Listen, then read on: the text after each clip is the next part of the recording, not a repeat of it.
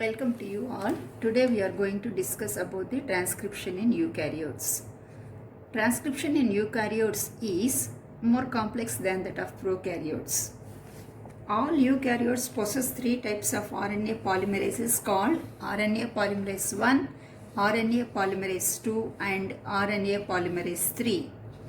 RNA polymerase 1 is located in the nucleolus and it is responsible for transcription of genes for ribosomal RNA. It is responsible for 50 to 70% of the activity in eukaryotes. The second enzyme RNA polymerase 2 is located in the nucleoplasm, constitutes 20 to 40% of total activity and transcribes all the genes that produce mRNA. RNA polymerase 3 also occurs in nucleoplasm, provides less than 10% of total polymerase activity and transcribes tRNA and 5S RNA. This is the figure explaining the structure of the eukaryotic promoter region. Eukaryotic promoters are defined as the regions that can support the transcription at normal efficiency with the proper control.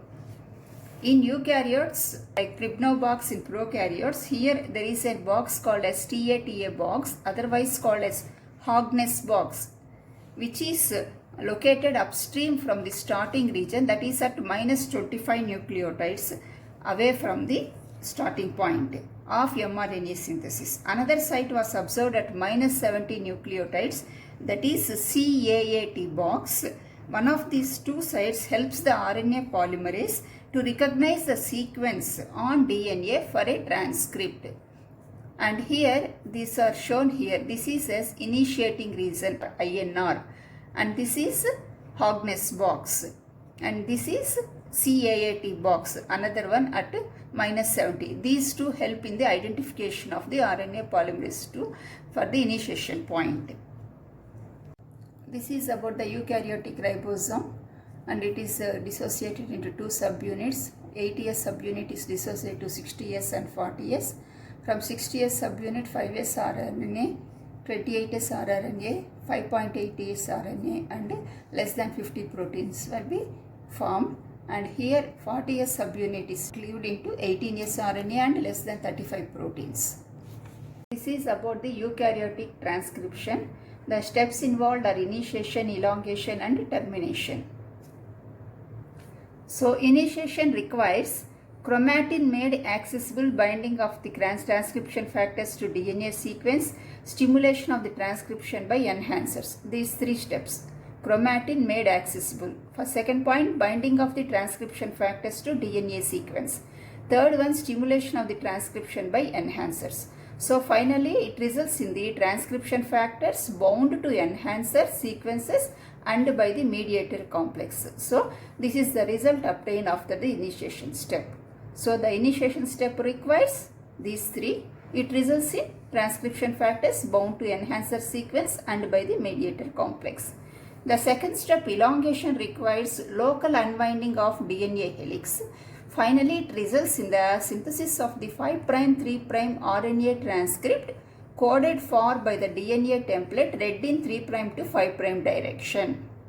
And the third step is the termination step, which requires three types of RNA polymerases, poly A tailing. So, after the termination step, it results in the release of the RNA polymerase and newly synthesized transcript from DNA. So this is about the three steps. Now next what is going to happen here is post-transcriptional modifications. So addition of the 3' CCA sequence and a base modification in pre-tRNA. And second, cleavage base bar sugar modification in pre-ribosomal RNA. So this is tRNA, this is ribosomal RNA. Third one, addition of 3' poly A tail and 5' 7-methylguanosine cap formation and tail formation to pre-mRNA. Splicing of the pre-mRNA to remove non-coding introns and joining the exons. So all this will happen after the transcription process and hence all these are called as the post-transcriptional modifications. And here earlier it is inactive, later after undergoing the modifications they will get active. This figure is about the processing of the ribosomal RNAs. The functional ribosomal RNA molecules are produced by processing larger primary transcript. The primary transcript is 45S RNA molecule which has one copy of 28S, 18S and 5.8S RNAs. Before processing, the primary transcript undergoes methylation of ribose residues and it binds to the protein to form a ribonucleoprotein complex. The steps in this process are as follows. First, the 5' leader sequence is cleaved. First step. A cleavage occurs in the region between 18S and 5.S, that is the second step, and the 3' end of the 18S and 5' end of the 5.8S molecules are generated by tripping, and a cleavage separates the 5.8S from the 28S rRNA. The 5.8S RNA base pairs with the segment of the 28S RNA. So this is about the ribosomal RNA processing. In this figure we are going to learn about the processing of the tRNA. tRNA genes occur in clusters.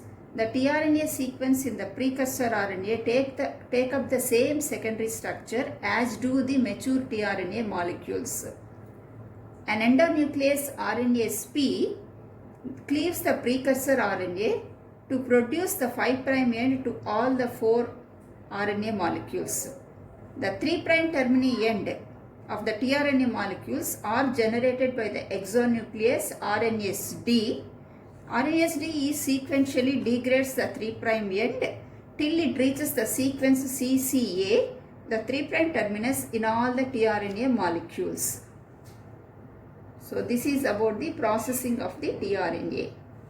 We are going about the processing of the mRNA. Here we are going to study about the tertiary configuration of the clover leaf secondary structure of the tRNA. The clover leaf model represents the secondary structure of the tRNAs. All tRNAs acquire an L-shaped tertiary structure which may be critical for their function. In this configuration, the arms D and anticodon loops straighten to form one arm of the L in such a way that the T pseudoiridine loop is close to the D loop. Thus, the anticodon loop becomes located at the tip of the one arm while the amino acid acceptor region is present at the tip of the another arm. Both clover leaf and the L-shaped configuration are stabilized by hydrogen bonds. This figure is about the post-transcriptional modifications of messenger RNA. The primary mRNA transcript produced by RNA polymerase I in eukaryotes is called as heterogeneous nuclear RNA. Here it is written as pre-RNA. This is processed to produce mRNA. This HNRNA undergoes extensive post-transcriptional modifications. They may be end modifications, splicing, cutting and chemical modifications. Under end modification, capping and tail formation. Splicing, introns are removed, cutting cut into pieces, and chemical modifications, new chemical groups are added.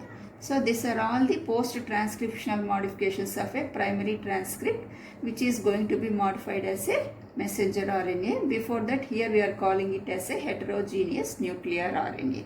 Now we are going to study about these points. This is about the processing of the mRNA. Here this is exon A, this is exon B, and this loop formation like one is called as intron. In eukaryotes, during mRNA processing, all the introns are excised from the primary transcript and all the exons of a gene are joined together. This process is called as splicing. The two boundaries between the intron and the two exons located at its two ends are called as the splicing junctions. The process of removing the intron and joining the exons is called splicing. The molecular complex that accomplishes these tasks is known as a spliceosome. After the intron is removed, we are going to get the structure like this: exon A, exon B. This is about the formation of the 5' cap in an RNA transcript. 5' end, 3' end, this is an RNA transcript, and at the 5' end this guanine residue is going to be added in the presence of the enzyme guanyl transferase. The 5' cap formation takes place immediately after the transcription begins. A GTP is added at the 5' end. A 5' bond is formed mediated by these 3 phosphate residues. In lower eukaryotes, cap O is formed. In higher eukaryotes, cap 1 is formed. In cap 2 is formed when another methyl group is added to the 2 of the third nucleotide from the terminal G in the cap. This cap 2 occurs in 10 to 15% of all the mRNAs. This is about the formation of the poly A tail. During transcription by RNA polymerase II, the pre-RNA is cleaved by an endonuclease at a specific site to produce 3' end. The cleavage occurs between 11 to 30 bases downstream of AAU and AAA sequence, which is needed for both cleavage and polyadenylation. An enzyme poly A polymerase adds poly A tail to the newly generated 3' end of the pre-mRNA. This enzyme uses ATP as a substrate for the poly A tail formation. This is how the poly A tail is added at the 3' end. This is about the alternative splicing. Here 2 figures are shown here, figure A and figure B. Here in the figure A, exon 1, exon 2 and exon 3 are there. Only the sequences, small intron sequences are removed, and exon 1, exon 2 and exon 3 are completely joined. And here exon 1, exon 2 and exon 3 in the figure B, exon 1 and exon 3 are joined, and this type of splicing is called as alternative splicing. The removal of the exon 2 from the mRNA in figure B results in a protein that is different than the one made from the mRNA in the panel A. This type of splicing we used to call it as alternative splicing, which is observed in the mRNA of a tropomyosin. In this video, we studied about the eukaryotic transcription and mRNA, tRNA and rRNA processing. Thank you.